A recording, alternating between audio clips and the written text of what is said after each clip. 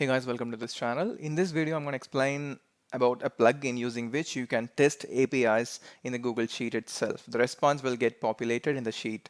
Okay, so for that, what we have to do is like we need to go to the extension menu and then you have to go to add-ons and get add-ons. So here, a lot of plugins will get listed.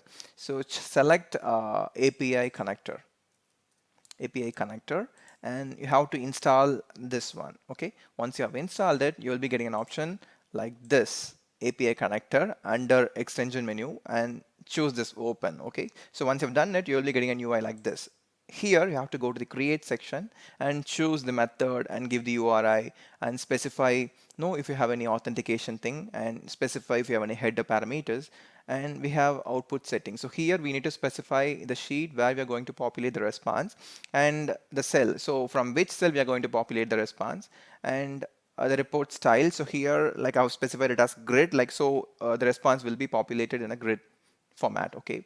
So and then we need to specify the name and save request. So here I have given the name as user list because this API will be giving a list of users. Okay, and then you have to save it.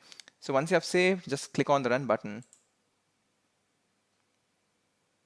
Okay, so we got the response, and it is in the type of grid, right? So this is how you need to test API using API connector plugin in Google Sheets. I hope this video will be helpful for you, and please do subscribe the channel to get more videos like this.